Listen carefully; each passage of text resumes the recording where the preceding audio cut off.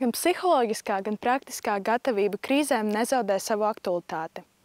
Cik daudz no mums ir gatavi dažāda veida krīzēm, dabas katastrofām, pandēmijām vai pat kara darbībai?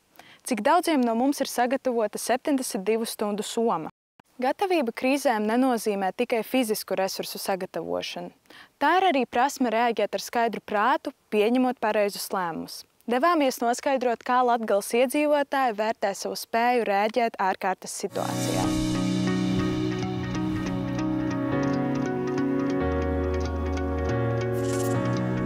Es domāju, ka Latgalē vispār nav par ko traucēties. Ziņām visādām cilvēki runā,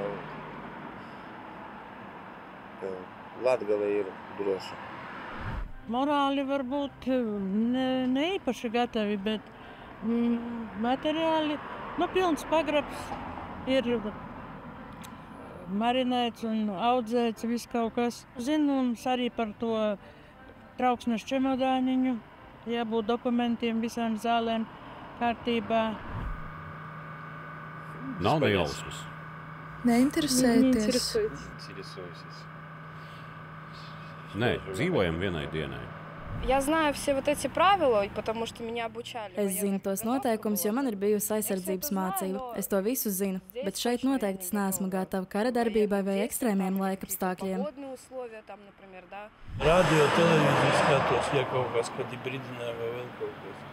Jo bija jau tādi gadījumi, apmēram tur vētra liela vai vēl kaut kas. Es jau slēpu mašinas visas.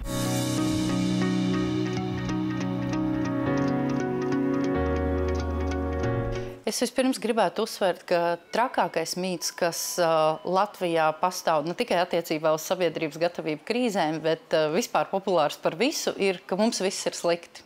Es gribētu teikt, ka mums viss nav slikti.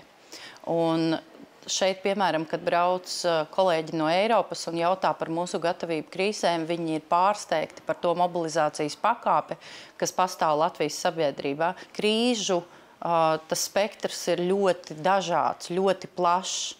Tāpēc nevajadzētu fokusēties tikai uz militārām krīzēm, kā vienīgo krīžu aspektu. Tātad ir pat 4 galvenie virzieni.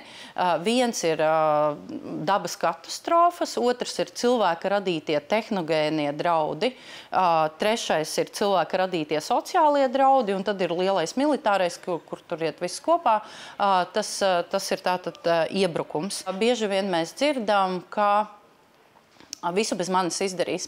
Vai arī dažkārt iestādēm arī patīk teikt, ka nejaucies, mēs visu izdarīsim, un tu tikai traucēsi iesaistoties.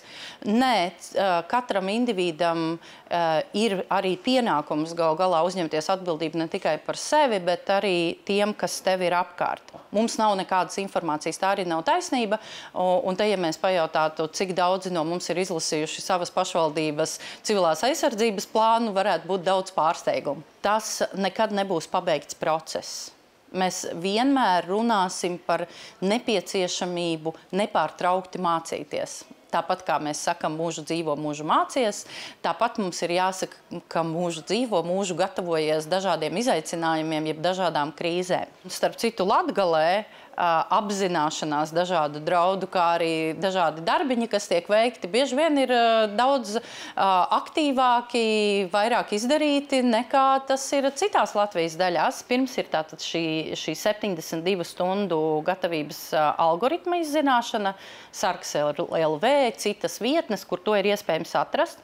Otrais – pašvaldības civilās aizsardzības plāns, kas noteikti ir pašvaldības mājaslapā. To ir vērts izlasīt, lai saprastu, piemēram, pulcēšanās vietas, kur būs jāpulcējas, ja notiek kāda krīze, kur varēs saņemt ūdeni, kur pulcēties un tam līdzīgi. Ja? Kas būs tie atbildīgie, pie kā vērsties gal galā?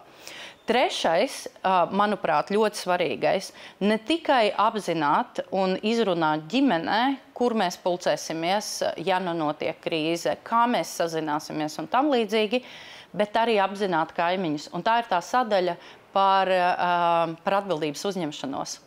Un man liekas, ka ja mēs skatāmies uz tādiem dažādiem labiem noturības piemēriem citās sabiedrībās, tad tieši tā atbildības uzņemšanās arī par tev tuvajiem un ne tikai ģimeni ir ārkārtīgi svarīga lieta. Tas, kas trūkst, ir nākamais solis diskusijas un iesaiste ar pilsonisko sabiedrību, kas noteikti būs nozīmīgs atbalsts, ja tāds būs nepieciešams krīzes situācijās.